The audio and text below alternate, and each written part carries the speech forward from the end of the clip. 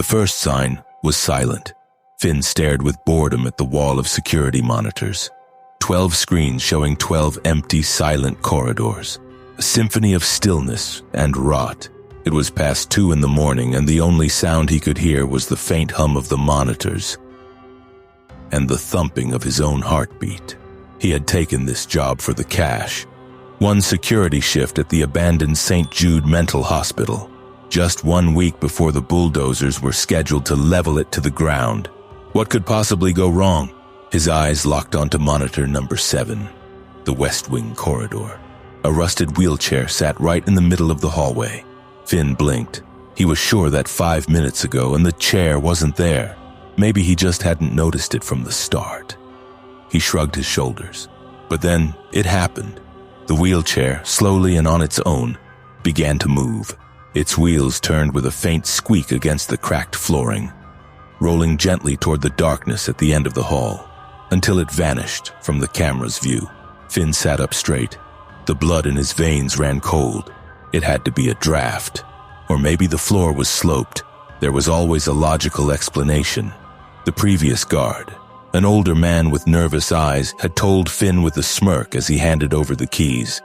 Just remember, the walls have ears here. Finn had laughed then. He wasn't laughing now. He grabbed the radio. Patrolling the West Wing. His voice echoed in the empty room. He clicked his flashlight on and stood up. The beam cast a trembling circle on the cracked floor, then climbed up the pale, peeling walls. A row of closed doors stretched into the darkness, each with a small metal viewing flap. The air was heavy. It smelled of dust, the smell of something old and forgotten. Like stale antiseptic, he reached the spot where he had seen the wheelchair on the monitor. The hallway was empty, no wheelchair anywhere. Finn frowned. Maybe he really was imagining things. But as he turned to leave, he heard a sound. A whisper, so faint it was barely audible. It sounded like someone inside one of the rooms, talking to themselves. He aimed his flashlight at one of the doors. The metal plate read, "Room 204. He peered through the metal flap. The room was empty, except for a metal bed frame without a mattress in the corner. But on the opposite wall, something was written. Deep scratches in the paint, as if someone had clawed it out with their fingernails. Finn focused the light. It was just one word. "Listen." Suddenly, the sound of something heavy dragging across the floor came from the next room. Room 205. Finn moved quickly to the next door. This time, before he could look through the flap, he heard another sound, the sound of a child crying. Impossible. This was the adult ward. With a shaking hand, he slid the flap aside and looked in. The room was empty, but on the floor, right in the center of the room, sat a small wooden rocking horse. And as Finn watched, the horse began to rock slowly, forward, back, as if an invisible child was sitting on it. Finn jumped back, gasping for air. His heart was pounding against his ribs like a hammer. That was no draft. That was no sloped floor. Something was in this building. Something was awake, and it knew he was there. He rushed back toward the monitoring room. He had to get out of there. But when he reached the room, the door was open, and on one of the monitors was an image he would never forget as long as he lived. Monitor number 3, which showed the children's ward that was no longer empty. A face filled the entire screen. The face of a patient in torn rags with hollow eyes staring straight into the camera lens.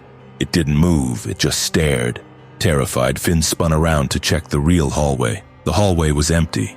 He had looked away for only 3 seconds. When he looked back at the monitor, the face was gone. But on the dusty screen of the monitor itself, a finger had traced a new word. "Help!" The scream froze in Finn's throat. He sprinted toward the main door with everything he had. He turned the key in the lock. Nothing happened. He tried again. The door wouldn't budge. It was as if it had been welded shut from the outside. Suddenly, with a loud, ear-piercing sound, every light in the building died. Finn was plunged into absolute darkness and a deafening silence. The only sound he could hear was the sound of his own ragged breathing. With trembling hands, he clicked his flashlight on. The weak beam was his only weapon against the endless darkness of the corridor. He had to get back to the monitoring room. There was a phone there. He had to call for help. He started moving slowly, pressing his back against the wall, flashing the light behind him every few seconds. And that was when he saw her, at the end of the hallway, right at the edge of the flashlight's beam. Someone was standing, a woman, tall and skeletal, wearing a stained white nurse's uniform. Her gray hair was messy and piled on her head. Her face was long and pale, and her mouth hung slightly open, as if she wanted to say something. But no sound could come out. She just stood there, motionless. Finn called out to her. Hey, who are you? The nurse didn't answer. She just slowly, unnaturally, tilted her head to the side. The sound of a neck bone snapping echoed in the silent hallway. And then, with inhuman speed, she lunged at Finn. She wasn't running. Her body jerked forward like a puppet with cut strings, moving in terrifying, broken motions. Every movement was accompanied by the dry sound of snapping bones.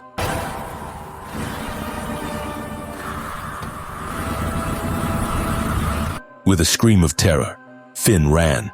He dove into the nearest room and slammed the door shut behind him. He pressed his back against the door, gasping for air, hoping this weak barrier could hold back that monster. For a second, there was no sound. And then, it started. The sound of nails scratching against the other side of the door. Slow, rhythmic, and determined. Finn scanned the room with his flashlight. It was an old office. Yellowed medical files were scattered on the floor.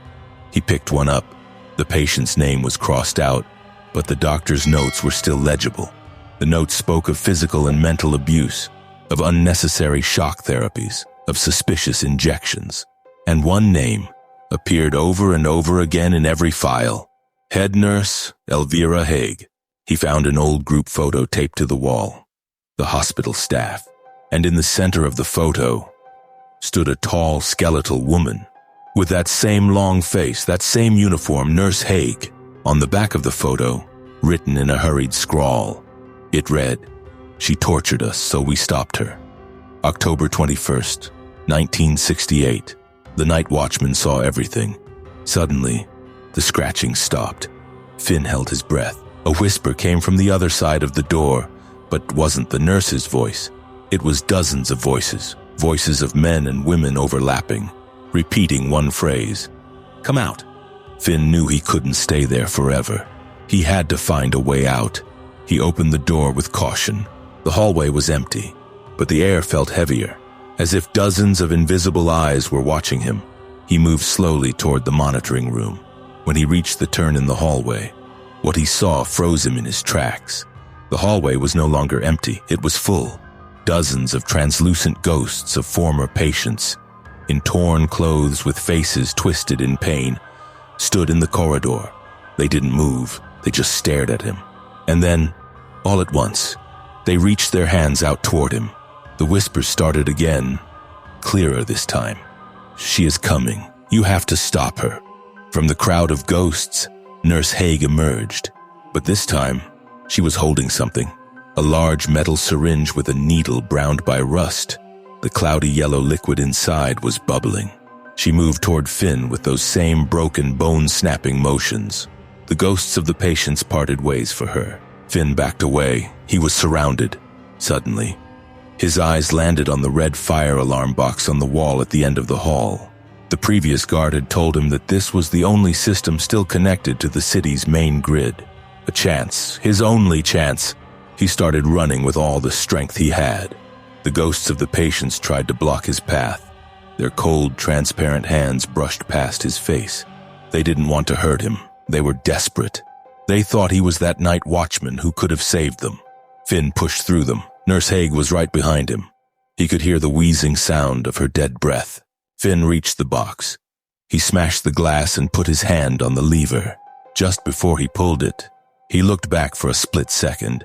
Nurse Haig's face was only inches from his own. Her open mouth was a black bottomless pit. Finn pulled the lever. The deafening sound of the siren tore through the deadly silence of the hospital. Red emergency lights began to flash, and the ceiling sprinklers unleashed a cold, artificial rain with intense pressure over everything. This sudden chaos, this invasion of the living world into the world of the dead, acted like an electric shock. Nurse Haig screamed, an inhuman scream that blended with the siren's wail. Her body began to smoke and dissolve under the artificial rain. She disintegrated and faded into the darkness, like a watercolor painting held under running water. With her disappearance, the ghosts of the patients became more transparent one by one.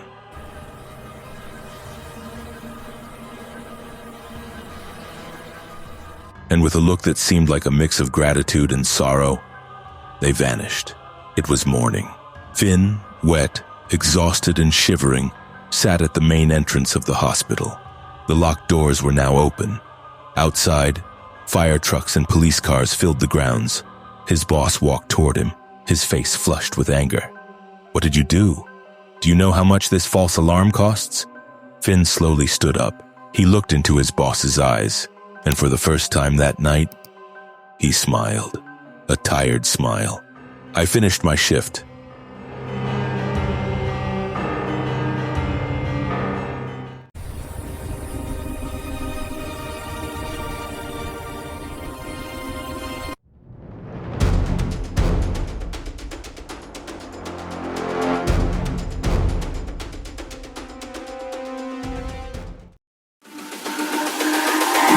It's all about humanity.